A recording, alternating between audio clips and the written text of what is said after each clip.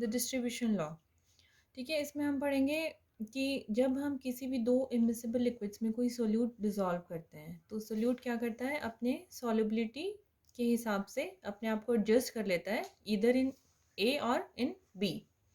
ठीक है, जैसे हमने यहाँ पे एक सोल्यूट डाला एक्स लिक्विड ए में और बी में और उसको शेक किया तो सोल्यूट क्या करेगा, ए में उसका कुछ पार्ट आएगा, बी में उसका कुछ पार्ट आएगा। ठीक है, तो उसकी जो कंसंट्रेशन होगी, concentration of the solute in both the layers will be different, अलग अलग होगी। ठीक है, फॉर एग्जाम्पल सपोज हमने एक सोल्यूशन लिया आयोडीन का वाटर में।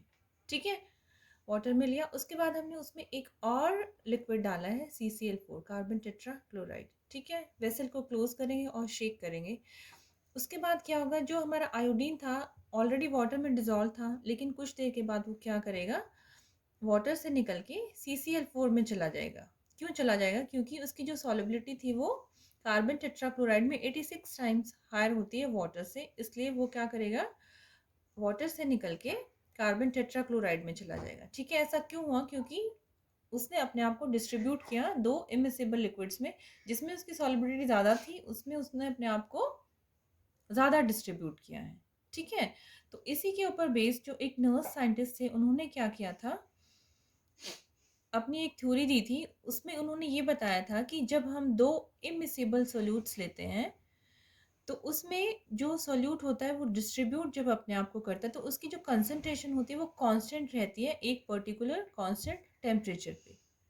ठीक है, लेकिन ये तभी एप्लीकेबल होता है जब उस सोल्यूट की कोई मॉलिक्यूलर स्टेट जो वो चेंज नहीं होती, ना वो एसोसिएट होता होता है और ना ही वो डिसोसिएट होता है।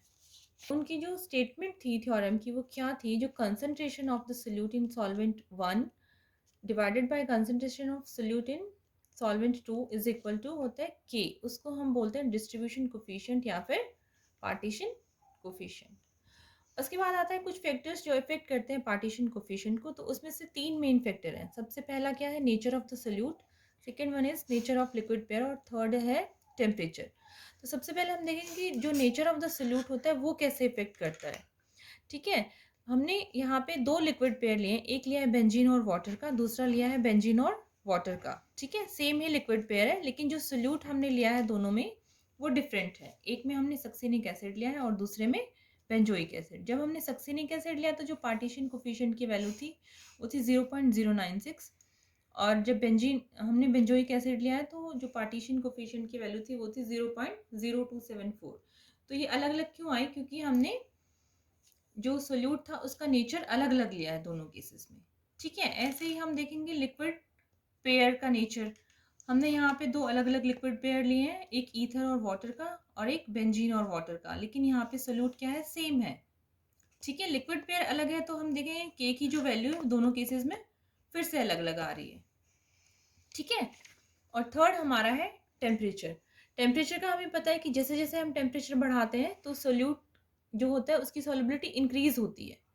ठीक है, तो किसी भी दो इमिसिबल लिक्विड के केस में सॉलिबिलिटी कैन ईदर इंक्रीज और डिक्रीज, तो ये भी इफेक्ट करता है वैल्यू ऑफ पार्टीशन कोफिशिएंट को।